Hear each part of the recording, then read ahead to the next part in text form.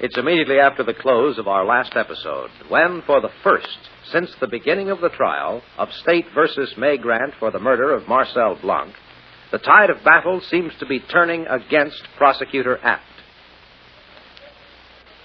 And right now, as little Dory Grant leaves the stand, as Prosecutor Apt prepares to call his next witness, at the defense table... Oh, Mr. Bailey, Mr. Edward L. Bailey. Oh, Perry, that was wonderful. Oh, now, Della. Everybody knows how May and Dory were prisoners in that apartment, and it didn't hurt any to bring out what Kitty tried to do to Dory, feeding that baby rum. Well, what's the matter? How about our detective? What? What about our detective? Well, I called his office. He was out. Well, I keep calling. Now I want to hear the next witness. Hey, Perry, I think I know him. You do know where the phone booth is, don't you? Oh, you slave Della, driver. I mean it right now. I need a break. One little break from Paul to keep this ball rolling. You get Paul on the phone, and if there's any message, you give it to me no matter what is happening. All right, Mr. Apt, the witness is ready. Thank you, Your Honor. Will you tell us your name, please? Bailey. Edward L. Bailey. And your profession, sir? Attorney, corporation attorney. Your reputation is well known, sir, but for the record, the nature of your legal practice is such that you deal with large sums of money. Well, You're on the board of the Hunt Bank. Yes. A director in Marshall Motor. I am. And a past president of the Bar Association. Yes. Splendid record, sir. You're to be congratulated. I'm a busy man, Mr. Apt. Now, Eh? Oh, yes, of course. And now I ask you, Mr. Bailey, did you know a man named Marcel Blanc? Yes, I did. And his wife, professionally known as Kitty DiCarlo? Well, not personally. What about the child known as Dory Grant? I've met her. And the woman right over there, the defendant? Yes. How did you happen to meet these people, sir? Well, in the course of my duties as trustee for the child's estate. It's a sizable estate, I believe. Oh, several million. Yes, sizable. I suppose you could say sizable. Since you are a busy man, Mr. Bailey, I'll come to the point. You can clear up for us. Yes, good. You talked with the defendant and with the deceased Mr. Blanc and with the child in the apartment where they lived. That's true, I did. How did you happen to go there? Well, Miss DiCarlo was making application to take over as administratrix of her daughter's estate. Oh? I went to see if the child was getting proper care. So you went to the apartment? I did. I believed Mrs. Grant was simply the nurse. Mr. Bailey, it's been implied that the little girl and Mrs. Grant were prisoners in that apartment. Now, can you shed any light on that assertion? Prisoners? Dorothy told us she tried to leave the apartment with Mrs. Grant, but that they stopped and turned back. Oh, that. Yes, of course, that's easily explained. I approved the expenditure myself. Expenditure? To pay the private detectives guarding the little girl. That fellow Blanc, a level-headed seeming chap, he thought it'd be a good idea if she were guarded. Well, later, there seemed to be some question about the nurse, Mrs. Grant. I'm certain that fellow Blanc gave the guard specific orders against her taking Dorothy out. Well, did you hear that, ladies and gentlemen? Now, one more thing, Mr. Bailey. It's been implied Miss DiCarlo is not a fit mother for her child. Now, you went to the apartment to investigate that very question. Give us your impressions, if you please, sir. There's no question about it. The apartment was neat as a pin, with everything in it a child could want. I spoke to the little girl myself. I saw her playing. Now, she was happy as a lark. And did you question Mrs. Grant? I did indeed. I questioned her specifically. Asked her how the little girl felt about her mother. Well, the child told me she loved her mother. Yes, but did Mrs. Grant say anything about Miss DiCarlo? She did. Mrs. Grant told me specifically and definitely that the little girl's mother was a perfect mother. Yeah. I believe that's all, Mr. Bailey. You've cleared things up nicely. Yes, then if I may retire... I have a question or so, Mr. Bailey. Oh, but Mr. Mason, Mr. Bailey's a busy man. Sure, but not so busy he has to fly away before he's cross-examined. Go ahead, Mr. Mason. Thank you, Your Honor.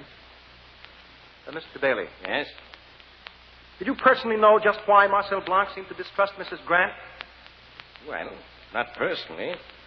He said there was some question of her loyalty. As far as you know, she was loyal. Well, yes, putting it like that. That's how I put it. She could have been. Then she could also have been a prisoner for no reason you knew of, for no legal or moral reason. Well, yes, she could have been.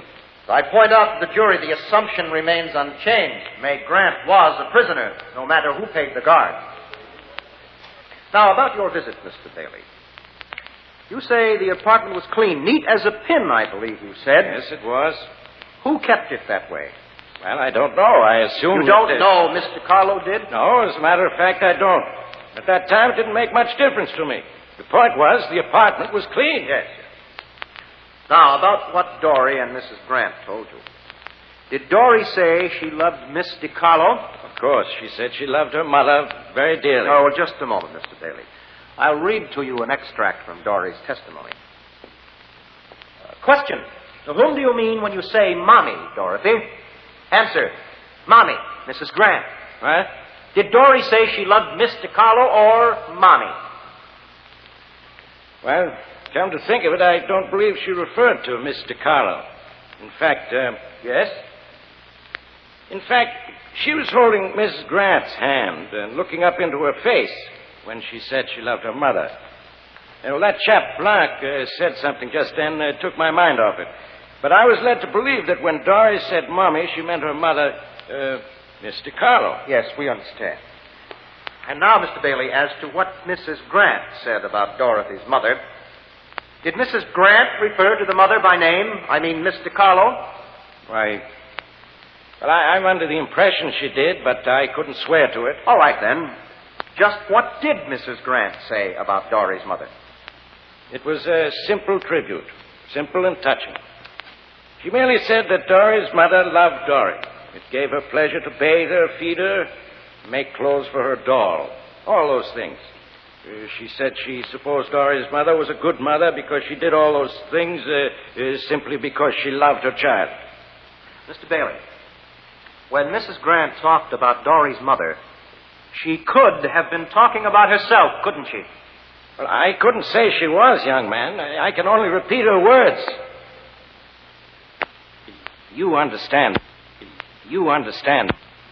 You understand. You understand. You understand. You understand. You understand. You understand. You understand. You understand. You understand.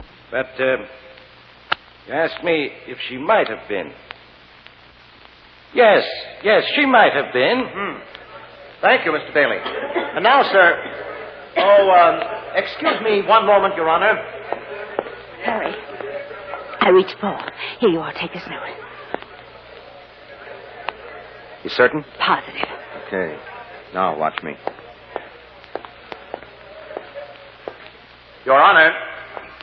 Yes, Mr. Mason? Your Honor, at this time, the defense moves that you direct the jury to find the defendant not guilty. What did you say? The prosecutor's case is coming apart at the seams. Now we've heard innuendos and insinuations and half-truths from a whole parade of witnesses. A flock of them, Your Honor. But so far, not one has proved May Grant lied. So far, not one has proved that May Grant and only May Grant could have killed Marcel Blanc. Oh, yes, the evidence points to a woman. But why May Grant? You'd suggest someone else, Mr. Mason? I certainly would. And who would you suggest? Kitty DiCarlo. Oh, how silly. Every shred of evidence that points to May Grant points to Kitty DiCarlo as well. Every shred of physical evidence. And that's all you have, Mr. Rapp. Well, you should have been the prosecutor, Mr. Mason. If I had been, believe me, I would have come into this court with clean hands. Mr. Mason. Sorry, Your Honor, but I was carried away. If Mr. Mason were in my place, Your Honor, he'd put Miss DiCarlo on the stand and prove an alibi for her before anything else. Am I right, Mr. Mason? Yes, you certainly are. Your Honor, I think he has a point there. Believe me, sir, we can all learn from such a man as... We'll put Miss DiCarlo on the stand. Of your sales, Mr. Mason. It means I'll prove Mr. Carlo's alibi before I do another thing. His Honor will agree to adjourn until tomorrow. Oh, I will move that we adjourn, Mr. Rapp. So ordered. Court adjourned until 10 tomorrow.